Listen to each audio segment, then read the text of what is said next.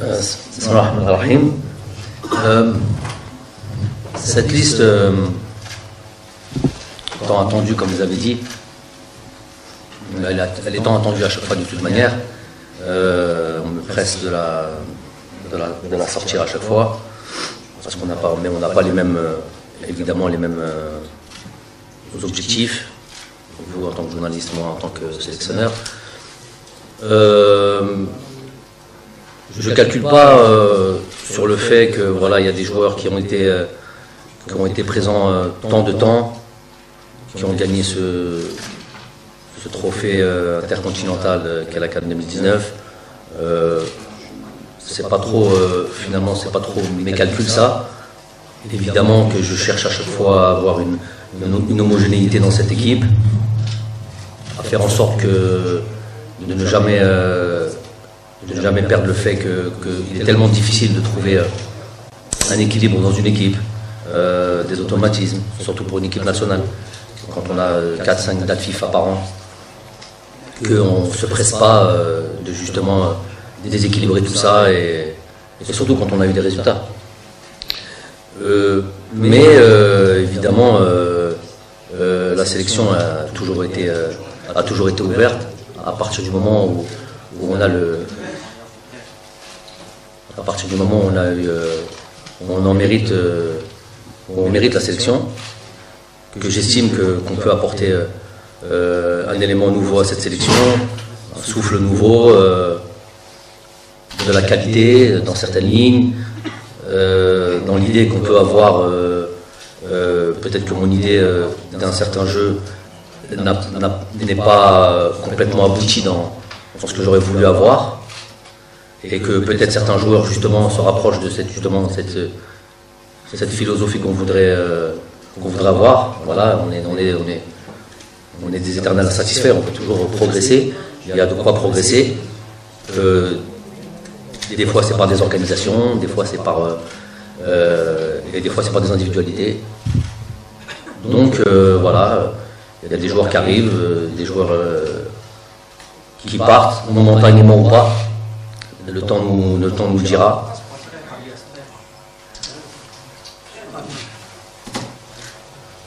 Voilà, on va avoir répondu.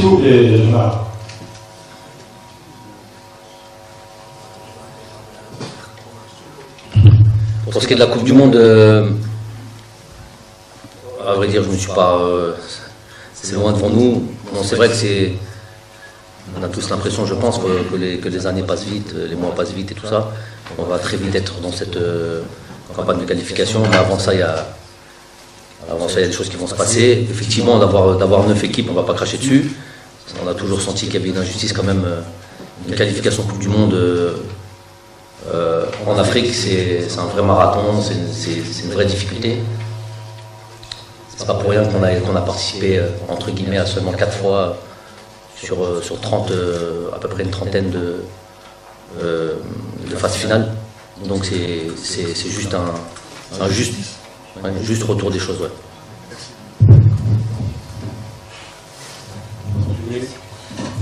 Oui, bonjour, M. Belmadi, de notre Radio France Internationale. On va essayer de comprendre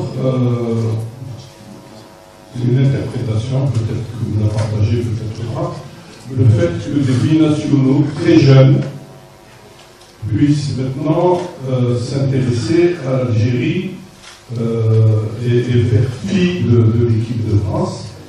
Certains, ça a été dit dans la presse un peu partout, que l'affaire Belmadi l'affaire Benzema a fait réfléchir beaucoup de binationaux et ils ne veulent plus faire, disons, les frais d'une sélection et puis les oubliettes. Quel est votre sentiment? Bon, c'est un sujet qui va prendre un petit peu de temps, puisque c'est un sujet qui peut être même être sensible, et sur le sujet sur lequel qui vous plaît en même temps. Ça fait très longtemps que vous parlez qu'on parle de ces joueurs. Donc déjà, avant tout, on va reprendre les choses par le bon bout. J'ai souvent clamé, et avec beaucoup de reproches de votre part, malgré les explications, malgré les entre guillemets preuves, si tant est qu'il en fallait, la difficulté qu'on avait à amener en équipe nationale des joueurs qui peuvent apporter qui peuvent avoir un réel impact cette équipe dans le jeu, et pour plusieurs raisons. Et je vous disais, sans rentrer dans les détails, parce que j'avais pas rentré dans les détails, quand on travaille, j'ai pas besoin de clamer comme ça partout.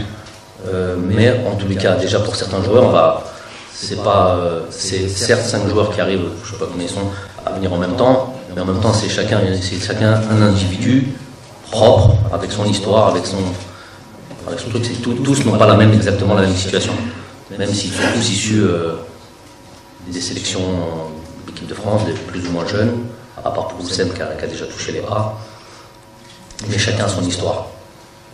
J'ai pas arrêté de vous dire que voilà, c'était un long process.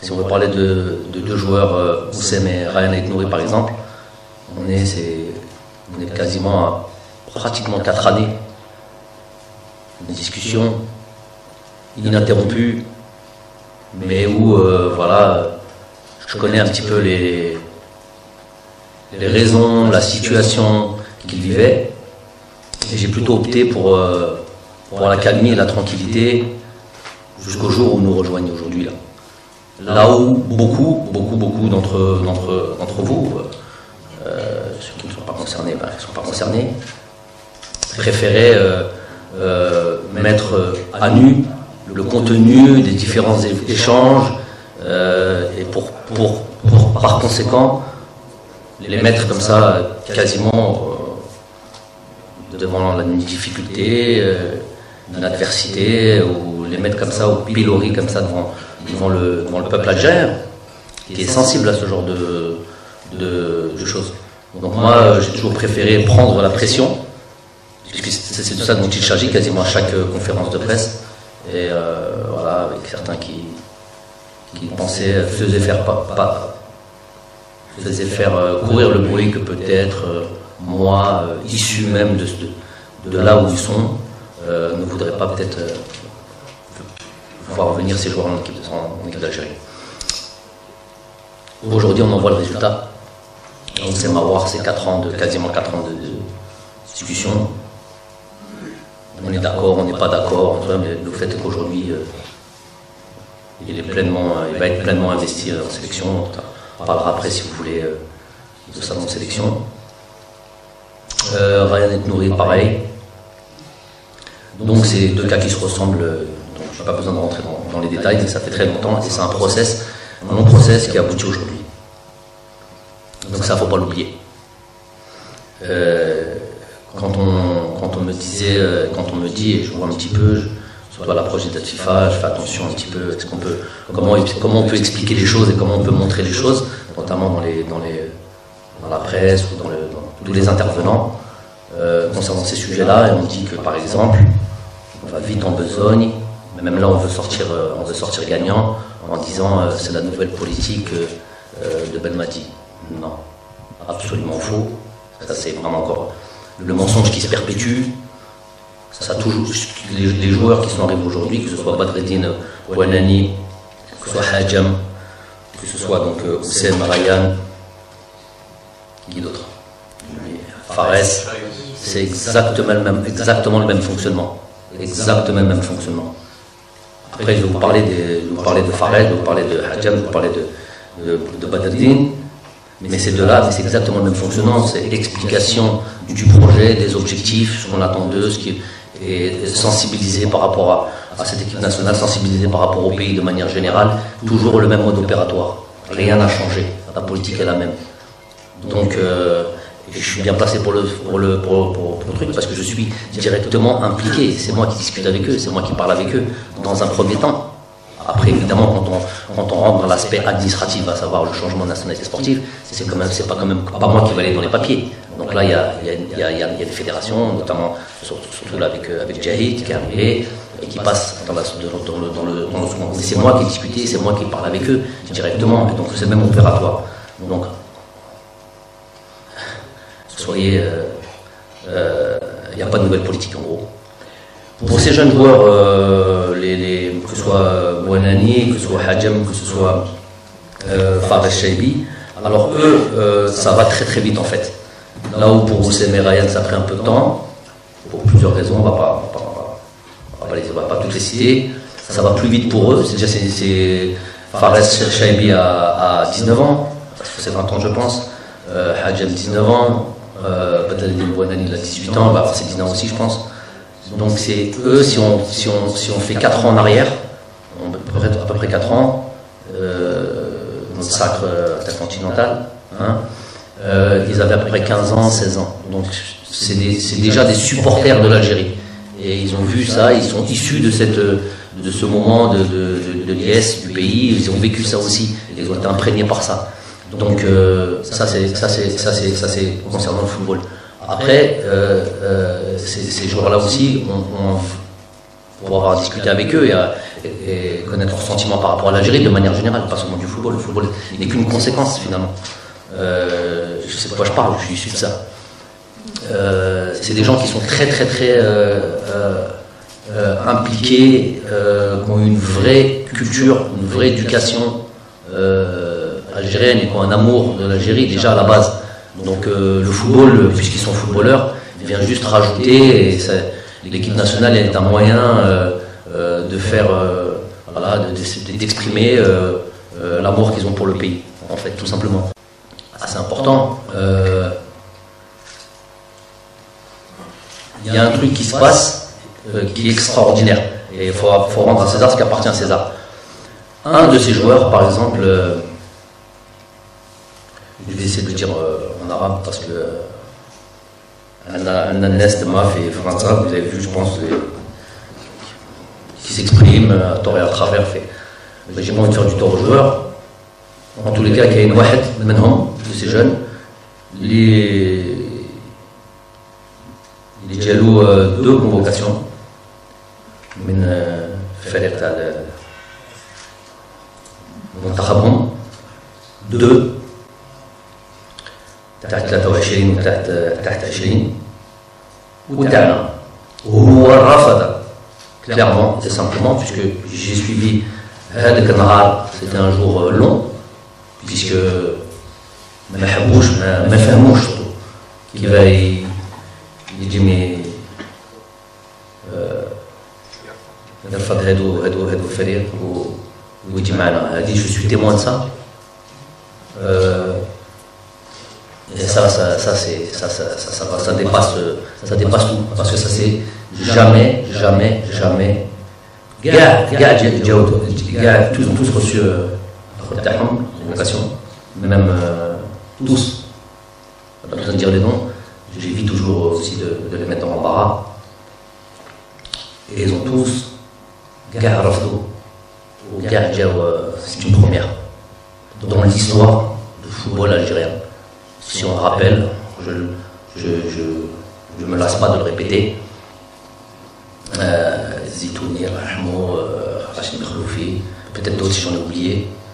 Donc ça c'est une première. On ne vienne pas sur quelque part, plateau, me dire non, ça n'existe pas. Ça n'existe pas. Et je suis surtout sur un qui va au siège du club, il y a pourtant je lui dis de se calmer, de rester tranquille, on ne veut pas qu'ils aient des problèmes au club. Ça c'est quelque chose qui me touche énormément. Donc Hado, on a vraiment, c'est chez ses enfants, c'est pas des enfants, mais c'est chez ces jeunes-là une volonté réelle, comme il n'en est jamais arrivé, de rejoindre cette équipe nationale. J'espère qu'on va être à la hauteur pour eux. Moi, la responsabilité, je serai encore plus. Parce que vraiment, Istéalo, il mérite notre respect.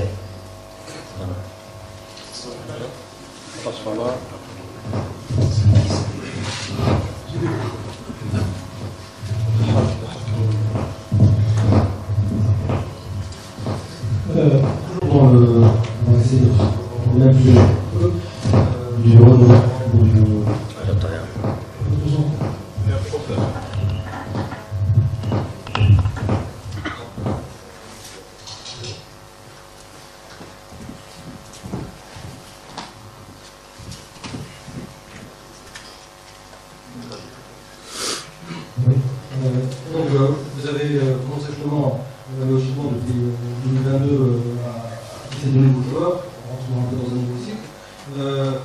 Mais vous avez déclaré assez souvent qu'on avait un problème justement au niveau du réservoir. On prend un grand réservoir de joueurs justement de niveau international. Vous avez testé beaucoup de joueurs avec plus ou moins de réussite. Et là, on va dire parmi les 5 ou 6 nouveaux joueurs qui arrivent, on a quand même des joueurs qui étaient comme très proches de sélections de jeunes françaises. Donc la question est-ce que c'est un peu ça? Pas très proche. Il y avait quand même une année en 2022, bien en 2022. Mais ils étaient encore dans les sélections. Ils sont dans les sélections. Vous avez même Je viens de vous expliquer à l'instant. Ils y sont tous. La question c'est, est-ce que c'est un peu ça, un peu comme ça qu'on va avoir genre, des joueurs de haut niveau, et indirectement, la question va aller aussi sur Bueri, sur Cherki, donc beaucoup parlent aussi. La question c'est, est-ce que ces joueurs-là qui arrivent maintenant correspondent justement à ce profil de joueurs qui ont vraiment le niveau international? Il y a plusieurs questions en une. Et je la comprends pas, elle n'a pas un sens. Je ne comprends pas le sens de la question. Les gens, parlons des joueurs qui sont là. Parlons. Je précise. Il y a des joueurs qui sont arrivés notamment en 2022, qui sont décidés. Citez-les. Ahmed, Zedaka, qui sont venus, vous avez testé. Ça n'a pas forcément été une réussite. Là, on a des joueurs comme Wanani ou Chaibi ou Pierre qui sont vraiment en train de percer en Ligue 1 française, qui sont dans les sélections de jeunes souvent très proches. La question c'est, est-ce que ces joueurs-là sont vraiment du niveau qu'on cherche? Vous avez dit bien, c'est une démarche à eux, ça fait 4 ans pour certains que vous avez travaillé pour vous arriver. Est-ce que ce type de joueurs sont vraiment ceux qui vont avoir apporté le plus qu'on cherche, vraiment en termes de réservoir, de joueurs vraiment de niveau international? L'avenir nous dira, je ne suis pas devin, moi. La seule chose, c'est des sélections, c'est comme ça. Toutes les sélections du monde, on sélectionne des joueurs avec un profil, avec un potentiel, avec des joueurs sur lesquels on a pu percevoir des qualités. On se dit, voilà, sûrement qui peut matcher avec mon équipe et puis qui peut nous donner une valeur ajoutée. Il arrive en sélection, ça se passe bien, ça se passe moins bien, on réessaye, ça se passe bien, ça se passe moins bien. Ah, lui, il a performé, nous, on continue. Voilà. C'est le but de l'action. Il y a une première étape sur laquelle apprendre avec un respect absolu. Des joueurs qui ont décidé vraiment de rejoindre cette équipe nationale tout en étant convoités par d'autres équipes nationales. Donc ça, c'est quelque chose qu'on respecte énormément et qui nous touche. Après, il y a une seconde étape, c'est ils vont jouer, on va les mettre là, bien sûr qu'on va être patient, la plupart c'est des jeunes, et puis on va voir comment chacun évolue. Déjà c'est pas un groupe, moi c'est des individualités qui arrivent ensemble, certes, mais donc chacun va avoir son histoire et son truc. J'espère qu'elle sera pour toutes un grand succès. Et tous ces joueurs-là seront des futurs joueurs importants de cette équipe nationale, qui vont marquer cette équipe nationale, qui vont gagner des titres et tout ça. Mais j'en ai j'ai aucune certitude là-dedans. Personne n'en a. Bonjour. Allez.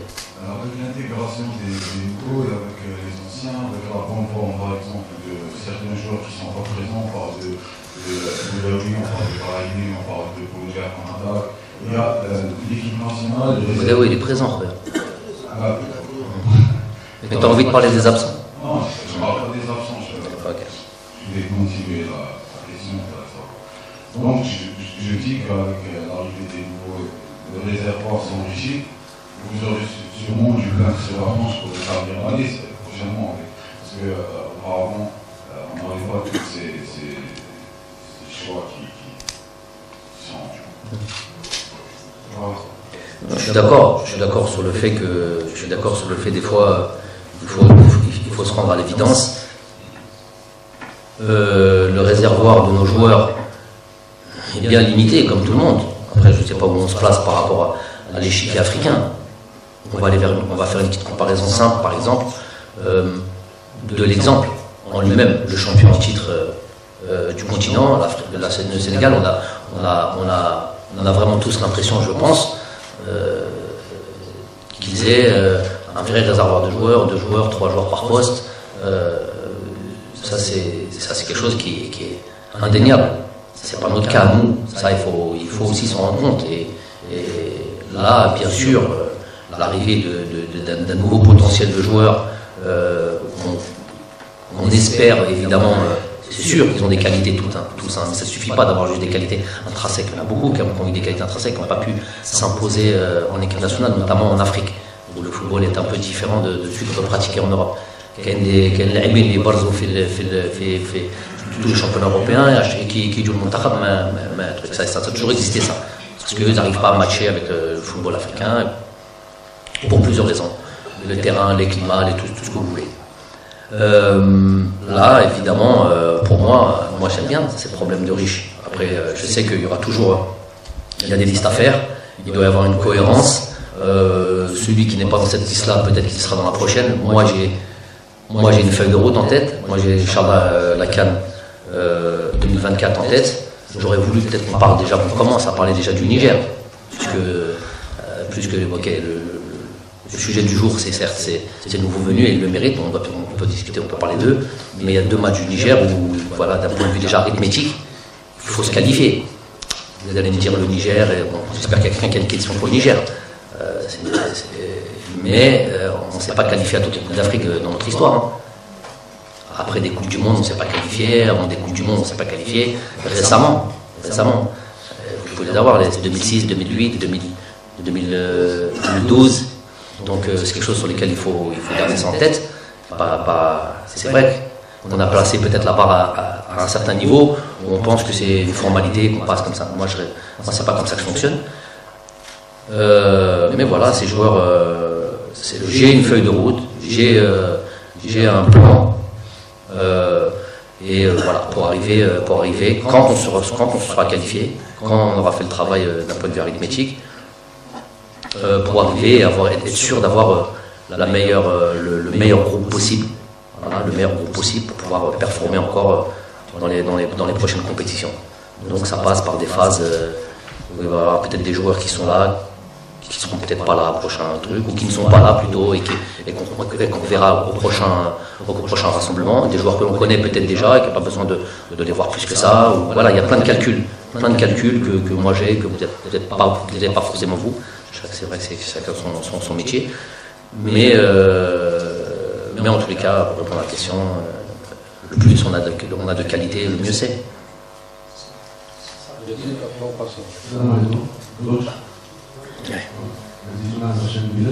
Ma question, c'est concernant la loi.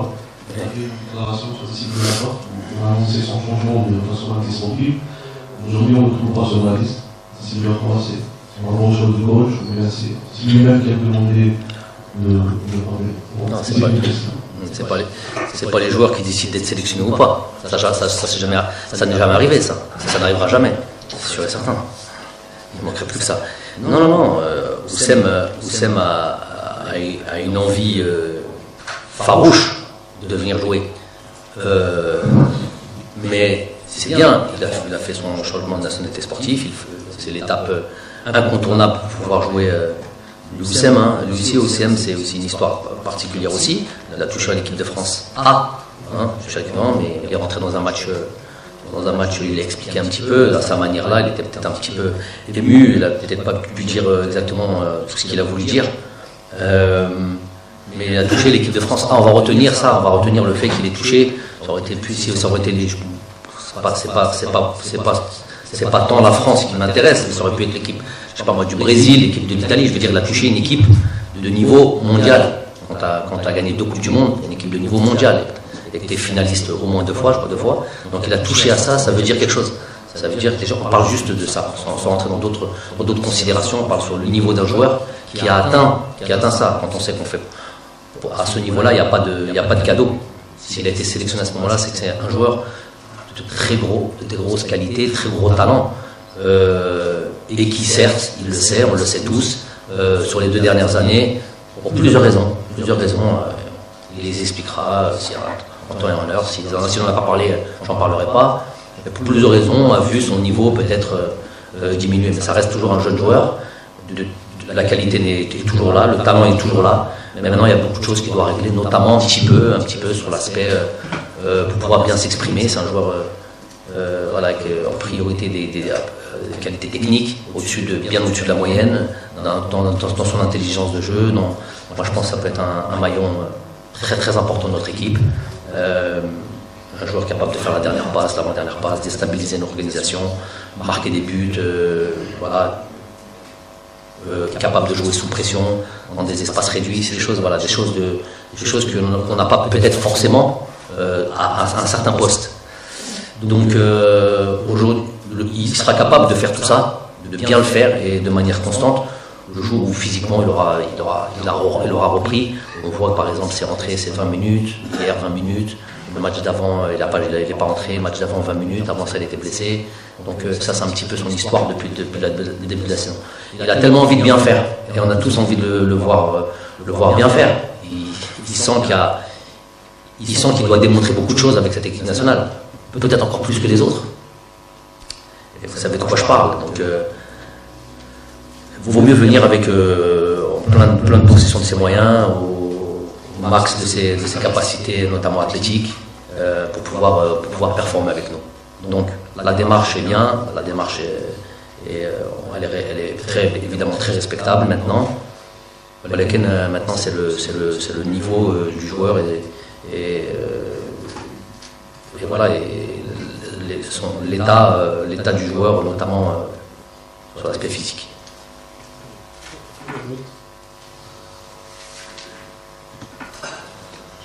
Quand on va revenir sur les nouveaux joueurs, c'est vraiment important, donc les joueurs à la sélection. Comme vous l'avez si bien dit, souvent c'est un choix du club, mais il y a aussi le choix sportif. Quel est le projet justement sportif que vous avez proposé aux joueurs pour pouvoir les convaincre? Et puis, quelle est la meilleure manière aussi c'est-à-dire de faire pour leur permettre de s'adapter très vite avec la sélection? Merci. Le projet sportif, c'est tout simplement de s'intégrer à cette équipe nationale avec des objectifs bien précis. Moi, je suis là pour gagner des titres, pour mettre cette équipe nationale au plus haut niveau plus haut niveau possible. Et donc, je leur explique que j'ai aucun problème avec l'âge, que ce soit jeune, que ce soit vieux. Moi, je suis sélectionneur, je travaille sur des dates FIFA, donc peu importe l'âge, on l'a vu. Des fois, on me reproche le trop jeune âge, des fois, on me reproche le trop vieux. Un coup, c'est Boudaoui, il a 18 ans, 19 ans d'Afrique, trop jeune. Un coup, c'est Slimani, il a 34 ans, il est trop vieux. Moi, je leur explique que ça, il n'y aura pas de problème là-dessus. Que voilà, un dicton anglais, je l'ai déjà dit, je crois, un jour. If you're good enough, you're old enough. C'était assez bon, t'es assez mature, assez vieux, pour pouvoir jouer. Donc, voilà, les inscrire dans un collectif, surtout faire en sorte que, la manière dont je répète, c'est normal, c'est le sujet du jour, ces jeunes joueurs, mais n'oubliez pas que c'est des jeunes joueurs et qu'ils arrivent surtout pas en super-héros. Loin de là, ça serait se tromper dans l'approche de l'arrivée de ces joueurs-là. Ils n'arrivent pas en super-héros, c'est des jeunes qui ont tout à démontrer, avec un vrai potentiel, ça c'est indéniable. Pour lesquels ils ne sont pas encore. Ils ont 4 matchs, 5 matchs de Ligue 1. Donc n'attendons pas la lune de ces gens-là, soyons, je vous ai dit, soyons tous responsables. Moi en tant que coach, vous en tant que personne qui suit cette équipe nationale. Et voilà, ils doivent s'inscrire dans ce collectif-là, grandir dans ce groupe-là, et ils auront très certainement la possibilité de s'exprimer, de montrer leur qualité, avec toujours comme objectif, je vous dis, de gagner des titres. Déjà bonjour à tous.